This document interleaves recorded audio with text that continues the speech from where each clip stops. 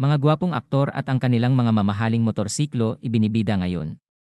Gerald Anderson. Si Gerald Anderson ay nagmamay-ari ng motorsiklong Yamaha Tenere 1200 na ngayon ay nasa recent market price na ₱1,000,000 at kasalukuyan nga niyang ginagamit sa kanilang club sa pagmumotor nila at ibang klase nga daw talaga ang experience niya sa motor na ito at talagang komportable siyang dalhin ito kahit saan. Sa pormahan niya din ay di ito papahuli dahil sa kakaiba din ang datingan ng motor na ito. At marami nga ang nahuhumaling din sa touring bike na ito dahil bukod sa taas nito ay sulit niya din ang presyo nito sa performance ng motor na ito lalong-lalo na sa mga long rides. At saad pa nga ni Gerald ay ito na din ang naging paborito niya sa lahat din ng mga nagdaang motor niya. Dagdag pa niya ay marami talagang magagandang motorsiklo si Yamaha pero itong Tenere ang kanyang nagustuhan ng husto. Masasabi niyang pwedeng irekomenda sa ibang aspiring riders din sa buong bansa.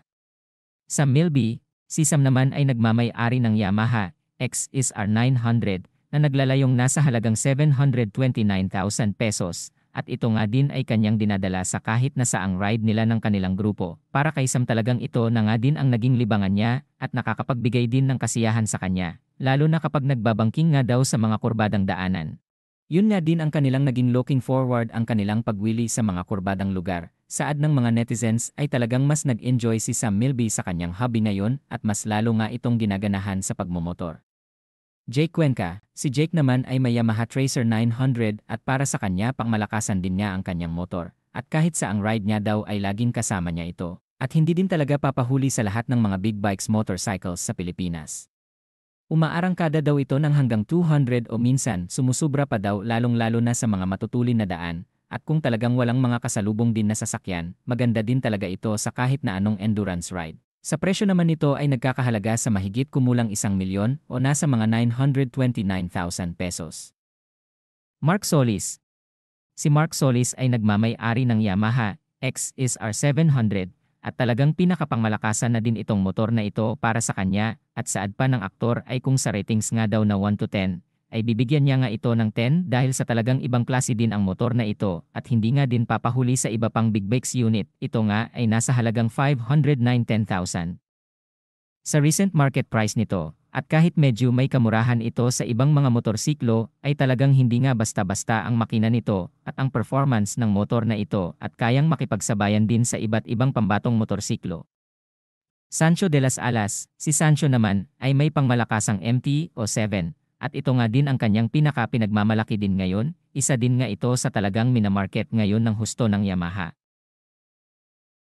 Dahil sa lakas ng motor na ito sa engines na talagang ibang klase na humahakot ng mga tagahanga, lalong-lalo na yung mga mahihilig talaga sa pang-arangkadang motor o mga big bikes, hindi talaga papahuli ang Yamaha MT-07 sa lahat. Saad nga ni Sancho ay mahal na nga daw ang motor na ito at sa lahat ng mga nasubukan niyang motor ay ito talaga ang masasabi niyang napabilib siya ng husto at mairerekomenda niya sa iba pang gustong sumubok ng Yamaha.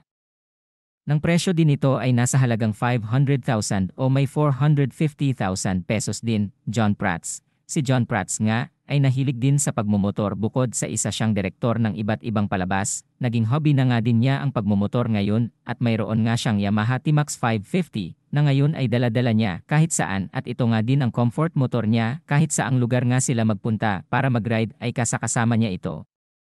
At saad ni John Prats dito ay ito na din ang kanyang napili dahil sa height nga din niya at kaya niya itong dalhin kahit saan. Kung sa makina naman ay ibang klase din ang hatid nito at talagang pampormahan din ang laki ng motor nito.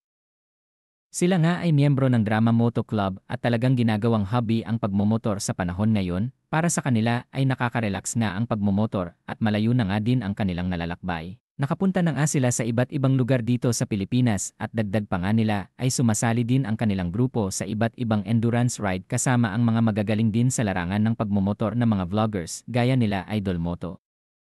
Marami din silang ma-advise sa mga gustong magmotorsiklo saad nga nila ay dapat maging responsable pa din sa daan at maging alerto lalong-lalo na sa mga daang hindi talaga even ang mga kalsada. Pwede lamang ang arangkada sa mga daang matulin at walang mga kasalubong at kasabayang sasakyan sa daan. Sana din ay magsuot lagi ng safety gears para sa safety na din kung anumang hindi magandang pangyayari ang ma-encounter sa daan, ay may protection pa din. Sa ngayon ay nagiging kasiyahan nga ng grupo nila ang pagmumotor at pagpunta ng iba't ibang magagandang lugar sa buong bansa. At saad nga nila ay napakaganda nga ng Pilipinas na dapat nga ay enjoy ito. at tiyak nga din na marami pa silang lugar na mapupuntahan pa. Mga gwapong aktor at ang kanilang mga mamahaling motorsiklo ibinibida ngayon.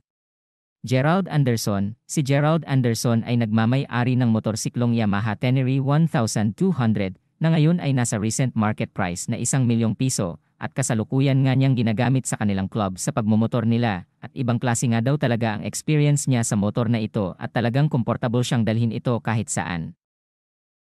Sa pormahan niya din ay di ito papahuli dahil sa kakaiba din ang datingan ng motor na ito. At marami nga ang nahuhumaling din sa touring bike na ito dahil bukod sa taas nito ay sulit nga din ang presyo nito sa performance ng motor na ito lalong-lalo na sa mga long rides. At saad pa nga ni Gerald ay ito na din ang naging paborito niya sa lahat din ng mga nagdaang motor niya. Dagdag pa niya ay marami talagang magagandang motorsiklo si Yamaha pero itong Tenere ang kanyang nagustuhan ng husto. Masasabi niyang pwedeng irekomenda sa ibang aspiring riders din sa buong bansa. Sam Milby. Si Sam naman ay nagmamay-ari ng Yamaha XSR 900 na naglalayong nasa halagang 729,000 pesos at ito nga din ay kanyang dinadala sa kahit na saang ride nila ng kanilang grupo. Para kay Sam talagang ito na nga din ang naging libangan niya at nakakapagbigay din ng kasiyahan sa kanya, lalo na kapag nagbabangking nga daw sa mga kurbadang daanan. Yun nga din ang kanilang naging looking forward ang kanilang pagwili sa mga kurbadang lugar. Saad ng mga netizens ay talagang mas nag-enjoy si Sam Milby sa kanyang hobby ngayon at mas lalo nga itong ginaganahan sa pagmumotor. Jake Cuenca. Si Jake naman ay may Yamaha Tracer 900 at para sa kanya pangmalakasan din niya ang kanyang motor. At kahit saang ride niya daw ay laging kasama niya ito. At hindi din talaga papahuli sa lahat ng mga big bikes motorcycles sa Pilipinas. Umaarangkada daw ito ng hanggang 200 o minsan sumusubra pa daw lalong-lalo na sa mga matutulin na daan. At kung talagang walang mga kasalubong din na sasakyan, maganda din talaga ito sa kahit na anong endurance ride. Sa presyo naman nito ay nagkakahalaga sa mahigit kumulang 1,000,000 o nasa mga 929,000 pesos. Mark Solis. Si Mark Solis ay nagmamay-ari ng Yamaha XSR 700 at talagang pinakapangmalakasan na din itong motor na ito para sa kanya at saad pa ng aktor ay kung sa ratings nga daw na 1 to 10 ay bibigyan niya nga ito ng 10 dahil sa talagang ibang klase din ang motor na ito at hindi nga din papahuli sa iba pang big bikes unit. Ito nga ay nasa halagang 509,000. Sa recent market price nito, at kahit medyo may kamurahan ito sa ibang mga motorsiklo, ay talagang hindi nga basta-basta ang makina nito at ang performance ng motor na ito at kayang makipagsabayan din sa iba't ibang pambatong motorsiklo. Sancho de las Alas. Si Sancho naman ay may pangmalakasang MT o 7 at ito nga din ang kanyang pinaka-pinagmamalaki din ngayon, isa din nga ito sa talagang minamarket ngayon ng husto ng Yamaha.